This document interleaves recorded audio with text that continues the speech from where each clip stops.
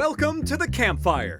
This week we're taking a deep dive into our first 6A district as we talk 13 6A. The teams here are Cleveland, Conroe, Caney Creek, Grand Oaks, Oak Ridge, The Woodlands, College Park, New Caney, and Willis. Now let's analyze this district and our Randall's film session. 13 6A was taken by storm last year by the Willis Wildcats. And even though this program is replacing Player of the Year DJ Lagway at quarterback, Willis is still the team to beat. The Wildcats will be led by athlete Jermaine Bishop and Ramel Stevens at receiver. A team which should not be ignored, though, is Conroe. The Tigers, loaded with high-end talent, including Dorian Brew at cornerback, Jermeco Green at running back, and Jaden Ramos on the D-line. This might be a district title team.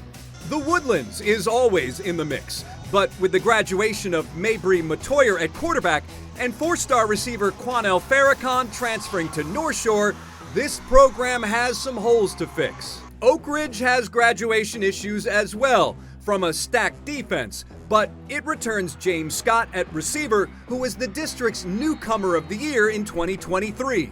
College Park will be looking to build off a 4-4 district record a year ago, which unfortunately left them out of the postseason. New Caney had a down year after taking the district crown 2 seasons ago. It has some defensive building blocks in Kai Zavala and DJ Frazier. Grand Oaks was fairly young last season and will now rely on running back Devon Wallace and receivers Preston Cloud and Julian Kent to get a few more numbers in the win column. Cleveland and Caney Creek looking to improve on their combined one district victory from a year ago.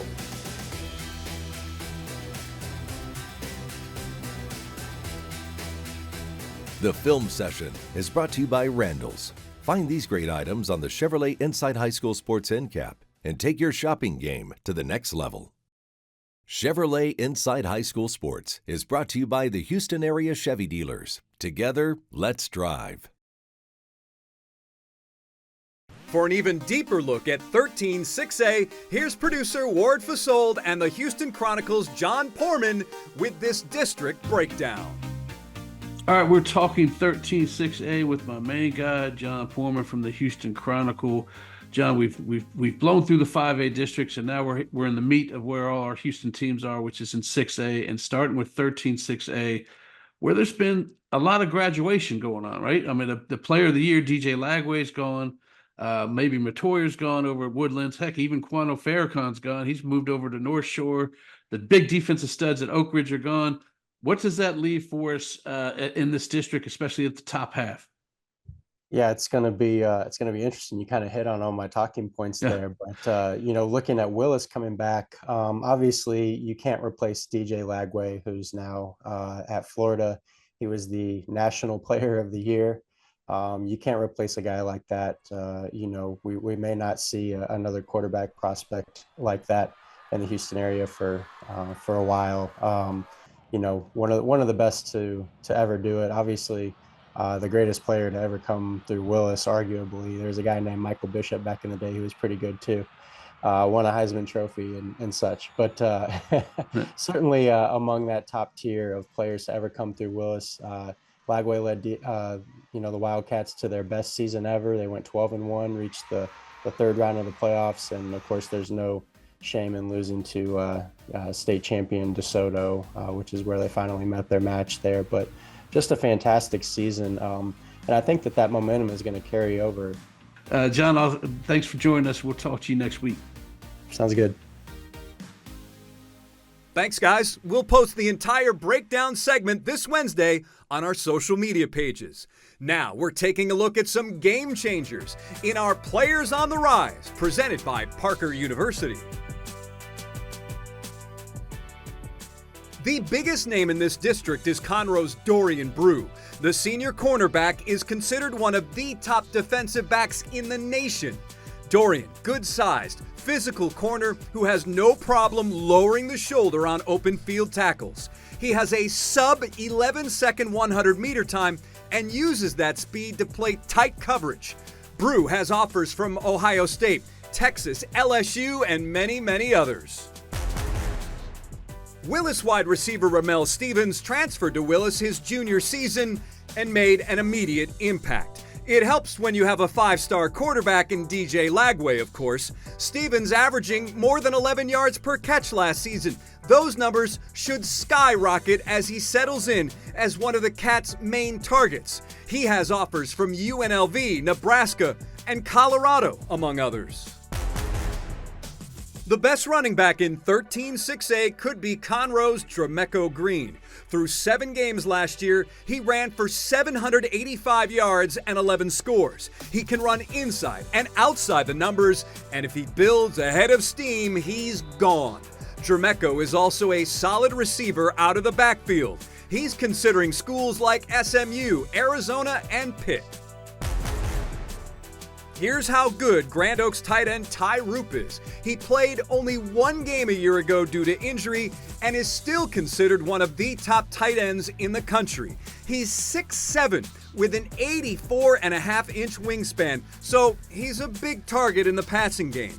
In the 1 game he played last year before that injury sidelined him, Ty caught 4 balls for 102 yards. He's drawing interest from schools like Cal, Texas Tech, and Mississippi State.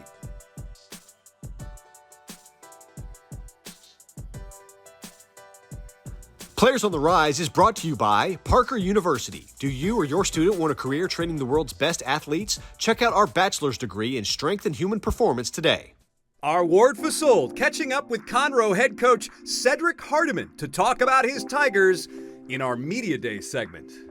All right, Media Day. We are finally up into 6A districts where Houston's got most of the teams in the Houston area are in 6A because big schools get big districts. And I'm joined by Coach Cedric Hardiman from Conroe. And man, we've gone through this whole preview of districts after realignment. And I think I finally came up to the first district where not a daggone thing's changed. You guys, the familiarity, is that a good thing, or were you kind of looking forward to seeing new teams, or is it good that you get to see teams that you're used to? I think it's pros and cons. I've been in part of the district now. This next year will be my 7th year, but we transferred from going from playing against the client schools to now the district that we're currently in. It's a competitive district. So I think on one hand, you're excited about, having some familiarity with the guys that, you played against, already for the last 2 years. But then at the same time, it's like everything else. The district is very competitive. It's a lot of great coaches, a lot of great programs in our district. So, once you're excited about it being familiar, but another thing, that, you're in for a dogfight again this year. Talk about Dremeco Green and what he can bring to the table as a running back. Dremeco Green is the best running back in the state, hands down. Explosive, versatile. He's one of those kids, growing up, you kind of see the kids, back in the day where everybody wanted to play running back and from Little League, and you see that kid run the ball and he just has natural ability. He's one of those kids. Great balance, physical, can catch out the backfield. We move him around a lot. We put a lot on his plate, can pass pro very well. And so we're excited about him. He's one of those kids that had an opportunity to get some experience, really since the sophomore year. And he's one of the other kids that we put along with Nunley and 6 other kids in that leadership council to try to, help develop that aspect of his game. But, we're excited about him, and he allows us to do a lot of different things. Perfect. All right, Coach. Well, I know we talked about this earlier, we're 3 months away from playing ball, but and we can do that in Texas, though. I can talk about this stuff, whenever, and people will eat it up. So I appreciate you joining with us, Coach, and good luck in this upcoming season. Thank you. I appreciate it. Sick 'em Tigers. And you can catch that entire interview Friday on our social media channels. That's going to do it for this week's Campfire. Next week, we'll analyze 14-6A.